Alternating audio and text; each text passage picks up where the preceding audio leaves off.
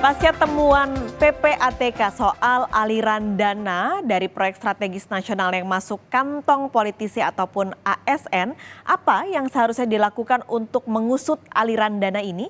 Pagi ini kita akan berbincang bersama mantan Kepala PPATK Yunus Hussein. Pak Yunus, selamat pagi. Selamat pagi. Pak, ini kan ada PPATK menyebut ada aliran dana dari proyek strategis nasional. Kalau waktu zamannya Pak Yunus sebenarnya modus-modus bancakan semacam ini sudah ada atau sudah marak belum sih Pak?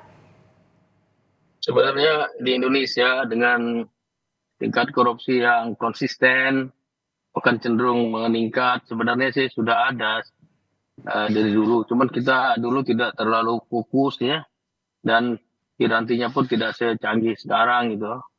Jadi kalau disebut ada ya ada lah. Eh, karena korupsi kita kan nggak pernah turun. Hmm. Bahkan sekarang cenderungannya naik, corruption perception indexnya malah turun. Karena korupsinya makin memburuk gitu. Pasti ada, Mbak. Itu Ya, Pak. cuman namanya beda dulu. Sekarang PSN, program strategi nasional, dulu mungkin proyek untuk kepentingan umum misalnya. Jadi beda istilah-istilah saja gitu. Tadi Pak Yunus bilang menurut Pak Yunus ini berarti modusnya makin canggih ya Pak? Eh, ya korupsi jelas makin canggih Pak, karena mereka punya pengalaman, punya pengetahuan. Misalnya kalau dulu korupsi setelah masuk APBN baru dikorup. Kalau sekarang sebelum masuk APBN pun bisa dipesan anggaran Hmm. itu udah menyuap di situ, udah korupsi misalnya. Kemudian kalau dulu misalnya jarang yang lari ke bursa, tapi sekarang udah banyak juga yang menyembunyikan wah hasil korupsinya transaksi-transaksi di pasar modal, transaksi-transaksi derivatif, transaksi-transaksi Bitcoin atau virtual currency. Jelas mereka menggunakan sarana yang ada itu. Ya. Dan itu semakin sulit dideteksi Pak Yunus. Lebih sulit dari sebelumnya karena misalnya mengenai virtual currency kan di samping aturan belum begitu lengkap, juga Hmm. pengalaman, kompetensi teman-teman penyidik itu belum belum memadai untuk mengejar aset-aset hasil kejahatan dalam bentuk virtual seperti itu gitu. Hmm. Jadi perlu peningkatan kompetensi selain aturan ya, ya sudah tentu integritas ya. Ya. Hmm. Tapi kalau aliran-aliran dana jumbo semacam ini, terutama mungkin yang masuk ke kantong politikus, apakah memang selalu meningkatnya di masa pemilu, Pak Yunus? Memang selalu ada kecenderungan karena di Indonesia itu money politik begitu tinggi, maka eh, transaksi-transaksi uang yang terkait politisi pasti lebih tinggi karena mereka pasti cari uang untuk menang kan. Hmm. Karena pemerintah tidak menanggung semua biaya pemilu diserahkan kepada partai dan para kontestan dan para caleg sehingga mereka mencari dengan caranya masing-masing bagaimana supaya dapat uang banyak dan bagaimana supaya menang. Sehingga itu sudah jadi rahasia umum itu. Hmm. Indonesia seperti itu. Biasanya peningkatannya dibanding masa-masa bukan pemilu tuh berapa kali lipat, Pak? Nah kita sulit menyebut angka yang pasti, Mhm. tapi kecenderungannya di samping bisa korupsi itu meningkat ya, eh, di samping korupsi meningkat, misalnya illegal logging, illegal mining, insider trading misalnya, manipulasi pasar, ataupun misalnya pembalakan liar ya, narkoba itu kecenderungan pasti bisa meningkat ya. Karena mereka cari dana dengan cara segala macam cara, baik yang halal ataupun yang haram gitu. Hmm. Berarti kalau bisa saya simpulkan Pak Yunus, aliran dana yang ditemukan PPATK baru-baru ini, jadi mereka bermain dulu di proyek strategis nasional, lalu uang itu agar tidak terdeteksi dimasukkan ke pasar-pasar modal dan virtual account yang tadi Pak Yunus sebutkan. Berbagai cara, berbagai tempat, berbagai transaksi bisa dilakukan itu sangat terbuka ya. Mhm. Dan selalu bervariasi dan tidak pernah statis. Karena mereka berusaha untuk menyembunyikan, menyamarkan harta kekayaan yang berasal dari tindak pidana tadi gitu. Hmm.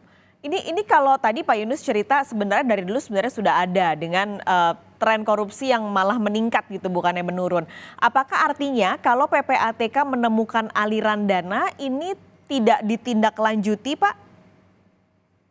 Sebenarnya PPATK itu kan fungsinya seperti midfielder ya, gelandang dalam permainan bola, Mhm. memberikan umpan kepada striker, para penyidik ya. Seluruh penyidik termasuk penyidik kepolisian ya, KPK, kejaksaan dan penyidik lainnya. Penyidiklah yang harus memfollow up, menindaklanjuti dengan penyelidikan. Apalagi kalau PPATK bentuknya itu memberikan laporan hasil pemeriksaan LHP, Mhm. itu udah setengah matang, Mbak. Udah Mmm. mirip penyelidikan, jadi harus ditindaklanjuti dengan penyelidikan. Kalau ada bukti permulaan yang cukup, ada 2 alat bukti dinaikkan menjadi penyidikan ya. Nah itu yang dilakukan oleh penyidik. Kadang-kadang tidak semuanya di follow up. Menurut statistik, tidak sampai separuh dari laporan-laporan itu di follow up dengan baik oleh para penyidik gitu. Selama ini begitu pengalamannya. Dan memang, PPATK ini tidak memiliki fungsi untuk apa ya Pak, mendorong dan mungkin mem-follow up penyidik untuk, update, aliran dana tersebut? PPATK kewenangan penyidikan tidak ada, cuman dia bisa mempertanyakan sesuai dengan undang-undang ya. Dalam setiap laporannya dia berikan lembaran feedback untuk diisi oleh penyidik apa yang sudah dia lakukan ya, apa yang sudah sampai di mana perkembangannya. Kemudian dia bisa mempertanyakan selain langsung lewat surat, mungkin lewat media, bisa lewat Komisi 3 DPR, Mmm. bisa lewat Komite TPPU yang ketuanya Menko Polhukam. Dia bisa pertanyakan kalau laporan-laporan itu tidak ditindaklanjuti dengan baik. Bahkan ada impresnya oleh Presiden Jokowi bahwa kalau seandainya ada laporan PPATK eh, ditindaklanjuti, kemudian tidak ada indikasi pidana, maka jangan dikejar pajaknya. Mmm. Jangan ada objek pajak di situ yang belum terbayar gitu. Oke. Artinya bola panasnya sekarang ada di KPK, polisi dan Kejaksaan Agung, Pak? Jadi eh, seluruh penyidik yang menerima hasil analisis atau hasil pemeriksaan PPATK di sanalah bolanya. Mmm. Ini penyidiknya boleh didetailkan Pak, di mana saja?